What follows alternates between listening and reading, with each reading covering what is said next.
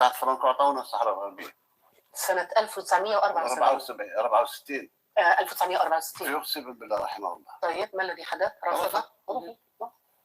الجزائر خاطئهم، الجزائر حدودها ما تمسش وما تطيرش.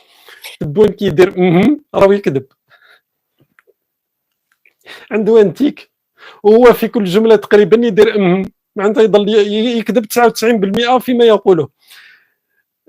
فرانكو كان يعرف بانه اقترح الصحراء الغربيه على الجزائر؟ ما يعرفش. البوليساريو يعرفون؟ لا يعرفون. المغرب يعرف؟ لا يعرف. احمد بن بله اللي اقترح عليه انه ياخذ الصحراء الغربيه يعرف؟ لا يعرف. غير تبون على باله.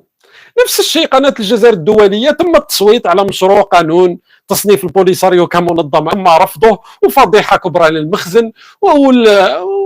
المهم في الخيال في العالم الاخر، شوف في العالم الاخر الولايات المتحده الامريكيه لم تعترف بسياده المغرب على صحرائه، وبريطانيا لم تدعم مخطط حكم الذاتي، واسبانيا تكاكات، وفرنسا سترجع عن قرارها بالاعتراف بمغربيه الصحراء.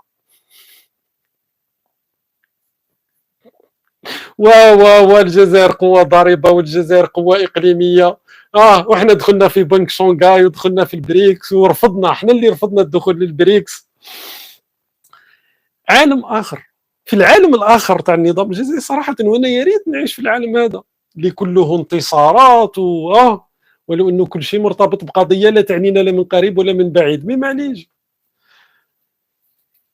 الان خرجتوا علنا.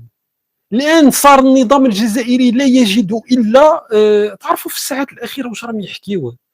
دقيقه ما على باليش وين راح.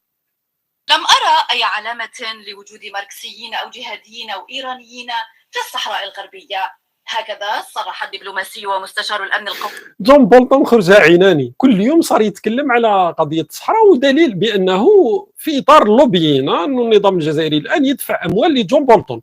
وفي التلفزيون الرسمي وفي قناة الجزائر الدولية يقول لك جون بولتون ولد الدبلوماسي المخضرم وقال بأنه لابد من استفتاء في الصحراء الغربية.